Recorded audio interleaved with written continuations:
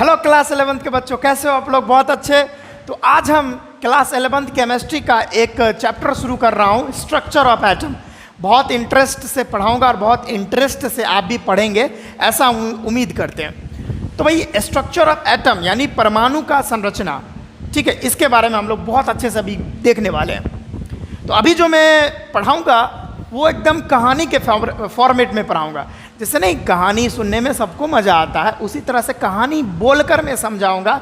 ऐसा इसीलिए कि अगर कहानी बोलकर समझाऊंगा तो ये चैप्टर आपको बहुत आसान लगेगा और याद भी हो जाएगा यार, और आई थिंक पूरा ज़िंदगी भर नहीं भूलोगे। इसी तरह इसी के लिए मैं कहानी फॉर्मेट में ये चीज़ को पढ़ा रहा हूँ, ठीक है। तो ये जो मैं अभी बात करूँगा ना, वो चल रहा है बात लगभग 380 से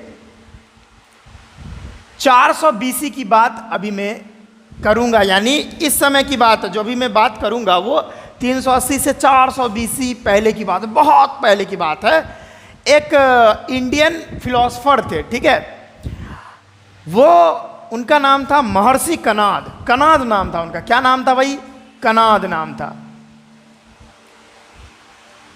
कणाद, ठीक है। और भी एक फिलोसफर थे, इंडिया के नहीं कहीं और के थे,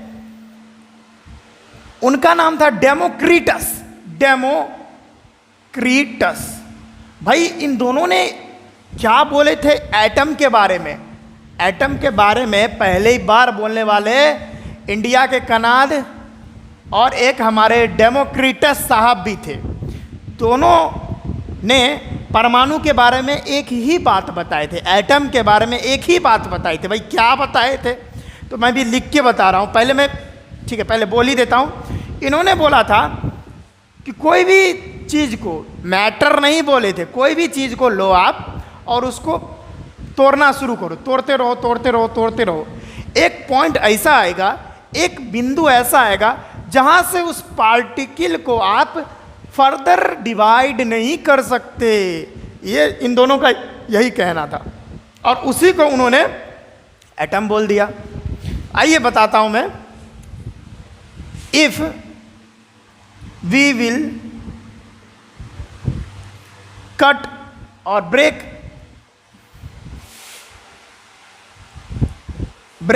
a matter, मैटर नहीं होगा, खैर वो बोले थे कि कोई भी चीज़ को आप ऐसा कर सकते हो, डायरेक्ट हम लिख दे रहे हो यहाँ पे। इफ वी विल कट और break a matter, a point will come, a point will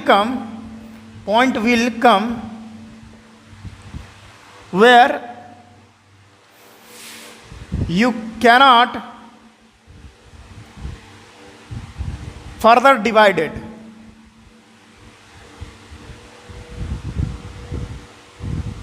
That particle, ठीक है।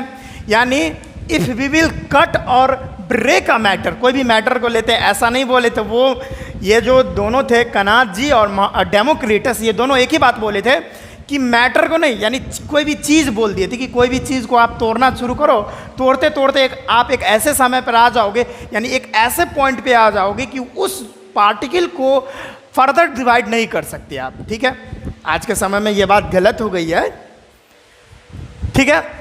तो ये बात समझ में आया। अब वो जो एकदम छोटा पार्टिकल वो बोले होंगे कणाद और डेमोक्रिटस, उसमें भी करोड़ों एटम्स प्रेजेंट हो गए, ठीक है। तो इतना बात समझ में आया। अब एक और बात बताता हूँ। ये जो कणाद जो जी थे, कणाद, उन्होंने उस पार्टिकल को, यानी उस चीज़ को, वो जो पार्टिकल था, यानी उस चीज़ को, जो चीज़ नहीं टूट सकता, उसको उन्होंने, उस पार्टिकल को उन्होंने कण बोल दिया। क्या बोल दिए? कण। अब कण क्यों बोल दिए? क्योंकि उनके नाम में कण, KN कण आ रहा था, इसी के लिए उन्होंने उसको कण बोल दिया। और ये जो डेमोक्रिटस साहब थे, डेमोक्रिटस साहब जो थे, वो उस पार्टिकल को नाम दे दिए अपने ग्रीक लैंग्वेज में एटोमियो। एटोमियो, क्या नाम दिए? एटोमियो। जहाँ ए का मतलब होता है अन, एटोमियो का मतलब होता है कटेबल, यानी कोई भी चीज़ को, कोई भी चीज़ जो अनकटेबल हो, जिसको हम काट नहीं सकते, ब्रेक नहीं कर सकते, ठीक है। टोमियो का मतलब होता है कटे वाला, टोमियो यहाँ से भी जान सकते हो, बायोलॉजी में आप पढ़े हो ना, वैसेक्टोमी और ट्यूबेक्टोमी, तो वही टोमियो का मतलब होता है कटेबल। ठीक है। वैसेक्टोमी क्या होता है कि वेस डिफरेंस को यानी स्पर्म डक्ट को जो काट देते हैं तो उसी को तो वैसेक्टोमी बोलते हैं, यानी टोमी मतलब काटना, तो यहाँ भी काटना। आया समझ? यस। तो ये बात समझ में आया। तो यानी एटम के बारे में सबसे पहले बार बोलने वाले यही थे, कनाद और डेमोक्रिटस, दोनों ने एक ही बात बोले थे। ठीक है। अब लेकिन आज के दुनिया में इनको कोई भी क्रेडिट नहीं दिया जाता है। ठीक है। अब क्यों नहीं दिया जाता? तो इन्होंने लिख के ये बात नहीं बताई थी, कोई डॉक्यूमेंटेशन इनके पास नहीं है, कोई इनका प्रूफ नहीं है, जो चीज़ लिख के नहीं दिए थे, ये मुंह से ही बोल दिए थे ये बात। ठीक है। तो पहले जो चीज़ चलता था ना बाबू, पहले गुरुकुल वगैरह चलता था, शिष्यों को पढ़ाते थे, तो बोर्ड वगैरह हम लोग जैसा भी पढ़ा रहे हैं वैसे नहीं बोर्ड होता था। उस समय होता था कि बच्चों को बैठा के गुरुकुल में और शिक्षा दे रहे हैं, तो मुंह से ही बात बोलते थे। और तो अभी के ज़माने में इनको किसी भी बात का, इन सब जो इतना बड़ा बात बताए, इनका कोई भी क्रेडिट नहीं मिलता, क्योंकि ये जो भी चीज़ दिए थे वो बोल के दिए थे, कोई भी इनका रिटन डॉक्यूमेंटेशन नहीं था, इसी के लिए इनको कोई भी क्रेडिट नहीं मिलता है। उसके बाद एक साइंटिस्ट आए जिनका नाम था डॉल्टन, और उन्होंने इन्हीं का बोला गया बात 1800 में लिख के बता दिया, और उनका बात माना जाने लगा और इनका नहीं। तो आइए पहले इसको मिटा लेते हैं और इसके बारे में देखते हैं। डॉल्टन एटॉमिक थ्योरी के बारे में हम लोग देखेंगे। ठीक है। इसको मिटा लेता हूं।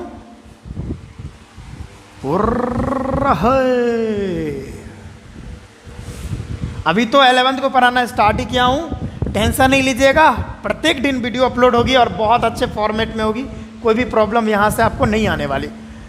तो यानी लगभग ये बात है 1800 के करीब में एक साइंटिस्ट आए जिनका नाम था डॉल्टन। क्या नाम था? डॉल्टन। अच्छा, अगर मैं स्लो लिखता हूँ ना तो वीडियो को 1:5 करके देखिए, यानी 2 गुना स्पीड में देखिए, 1.5 गुना स्पीड में देखिए, थोड़ा हम तेजी से लिखेंगे क्या। तो 1800 में एक साइंटिस्ट थे डॉल्टन, उन्होंने अपना एटॉमिक थ्योरी प्रपोज की है। ठीक है। जिसका नाम था Dalton atomic theory, Dalton's atomic theory. इन्होंने 1800 के करीब में दिए थे Dalton atomic theory, Dalton's atomic theory. अब डॉल्टन्स एटॉमिक थ्योरी में उन्होंने क्या क्या बात बताई थी लिख के, वो मैं बता रहा हूँ। पहले बता देता हूँ, उसके बाद तेजी से मैं इस बात को लिख दूंगा। ठीक है। तो डॉल्टन जी क्या बताए थे? पहला बात कि दुनिया का कोई भी मैटर हो, वो जो मैटर होगा वो एटम से मिलके बना होगा। पहला बात ये था, यानी every matter consist of atom.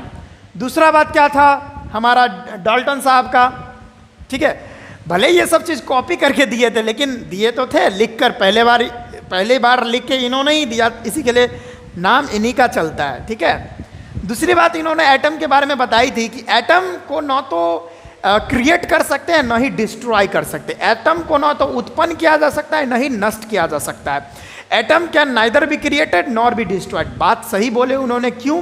क्योंकि कोई भी केमिकल रिएक्शन होते हैं बच्चों, कोई भी केमिकल रिएक्शन होता है, तो अगर हम मान के चलिए कोई रिएक्शन में कार्बन का 12 एटम लिए, और जब रिएक्शन हम लोगों का कंप्लीट हो जाता है तो रिएक्शन के बाद जो प्रोडक्ट बनता है उसमें भी कार्बन जो है 12 एटम ही होगा, कार्बन का 12 एटम ही होगा। अगर हम 12 एटम ले रहे हैं कार्बन का, तो रिएक्शन के बाद भी कार्बन का एटम जो है 12 ही होगा। इसी के लिए जो एटम होते हैं ना तो क्रिएट हो सकते हैं, ना ही डिस्ट्रॉय हो सकते हैं। तो दूसरा स्टेटमेंट उनका ये था। तीसरी बात उन्होंने ये बताई थी कि atom of same element has same property, यानी किसी एक एलिमेंट का जो एटम होगा उसका प्रॉपर्टी सेम होगा।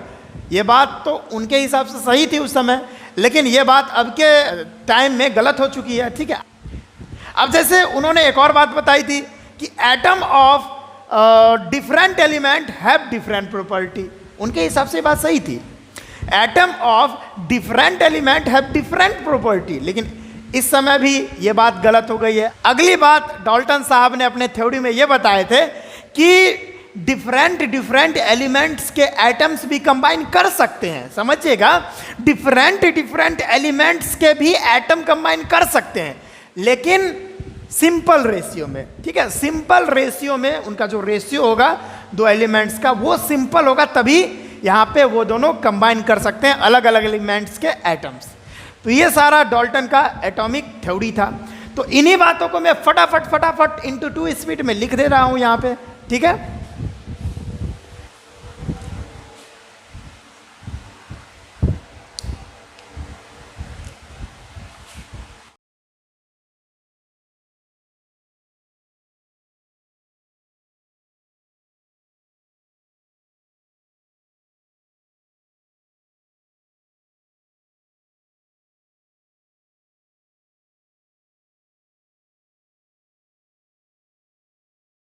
देखिए यही था डाल्टन का एटॉमिक थ्योरी। इन्होंने यही सब बात अपने एटॉमिक थ्योरी में यही सब बात बताई थी, ठीक है। इसको आप जल्दी से नोट डाउन कर लीजिए। पहला एक बार और मैं पढ़ के बता रहा हूँ। Every matter consist of atom, ठीक है। Atoms can nether be created nor be destroyed. अगली बात, atom of different element, different element का जो एटम होता है हैव डिफरेंट प्रॉपर्टी। आज के समय में ये बात गलत हो गई है। Atom of same element have same property, ये भी बात गलत हो गई है, ठीक है।